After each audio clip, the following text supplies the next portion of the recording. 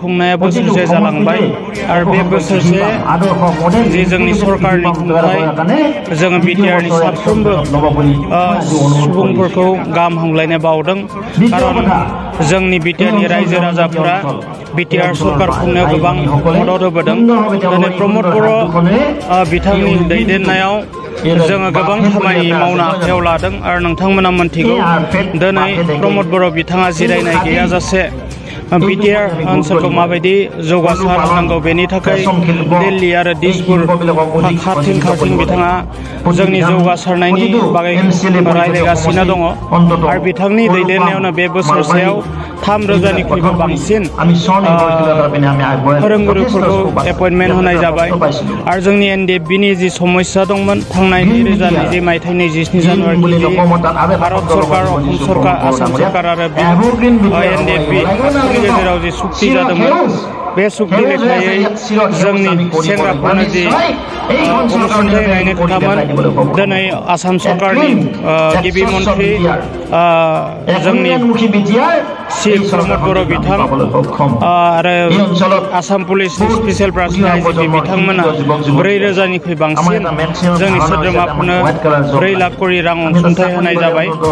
फैबाय थानाय सानफोराव जोङो जोंनि जिथु सरकार बे सरकारा गोबां खामानि मावनो आखायाव लादों खारन देशनि परिस्थितिया मोजां नङा कभिड परिस्थितिनि थाखाय जोङो गोबां खामानिफोर फावसायनानै थानांदों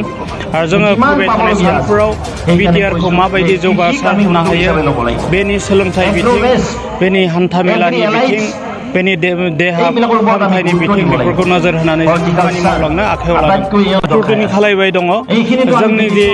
बर'लेण्ड सोमावसारनो जायफ्रा मुंख्लं जालांदों जों बिथांमोननो जि 5 लाख रां होगोन होनना जों थिरांथा लादों बेखौ जों थाबैनो होनाय जागोन बिदिनो आसामनि स्पेसियेल ब्रान्चनि आइजिपि हिरेन नाथ जोंनि बिटिआरनि गिबि मावफुं सोद्रोमा प्रमद बर' सार आरो गोबिन्द बसुमतारी आं थानानै जों थालांनाय गथ'फोरनि सोमोन्दै सावरायदों आरो बेखौ थाबैनो जों मावफुंनायनि राहा लामाखौ लागोन बिथाङा दिनै बेखौ सोंखारियालासे इउपिपिएल सरकारा जि मोजां खामानि मावबायदों बेनि थाखाय बान्था होनो फैदों सुथुरा अराय सम हेंथायैनो खोथा बुंखागोन खारन बिथाङा दिनै बिथांनि दिनाव जिफोर खामानिखौ मावनो हायाखैमोन दिनै प्रमद बर' सरकारा बेफोर खामानिफोरखौ मावबाय दङ बेफोर खामानि जौगासारनायनि खामानिफोरखौ नुनानैनो नोजोर होनानै जों खामानि मावलांनो आखायाव लादों टुटुनि खालायबाय दङ जोंनि जि बर'लेण्ड सोमावसारनो जायफ्रा मुंख्लं जालांदों जों बिथांमोननो जि 5 लाख रां होगोन होनना जों थिरांथा लादों बेखौ जों थाबैनो होनाय जागोन बिदिनो आसामनि स्पेसियेल ब्रान्चनि आइजिपि हिरेन नाथ जोंनि बिटिआरनि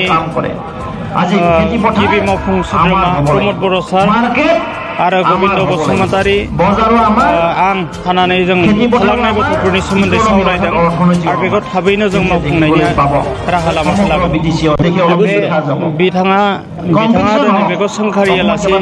इउपिपिएल सरकारा जि मोजां खामानि मावबायदों बेनि थाखाय बान्था होनो फैदों सुथुरा अराय सम हेंथायैनो खोथा बुंखागोन खारन बिथाङा दिनै बिथांनि दिनाव जिफोर खामानिखौ मावनो हायाखैमोन दिनै प्रमद बर' सरकारा बेफोर खामानिफोरखौ मावबाय दङ बेफोर खामानि जौगासारनायनि खामानिफोरखौ नुनानैनो थांनाय 15 बोसोराव जे बिथाङा जेबो मावबोनो हायाखैमोन बेनि जि परिचय बेखौ होगासिनो दं बिथाङा मोनसे गोजोनथाव खौरां दावबायारि नोंथांमोननि थाखाय बेखेवबाय बाक्सा जिल्लानि सिङाव थानाय मानास नेशनेल पार्कआव समायना रबिना कटेजखौ बे कटेजआव नोंथांमोना jeep safari elephant ride river rafting tribal dance bonfire breakfast lunch dinner बायदिनि सुबिदा मोनजोबनो हागोन रुम बुकिं खालामनो थाखाय कन्टेक्ट खालामनो हागोन नैबे नाम्बाराव 9369060394 7099613280 The Robina Cottage Resort in Manas has been open for you. You can get many facilities in this resort or cottage like AC and non-AC room booking, jeep safari, elephant ride, river rafting, breakfast, lunch and dinner. To know more you can contact this number. Contact number 936 556 0394. 7099 613 280. Gmail address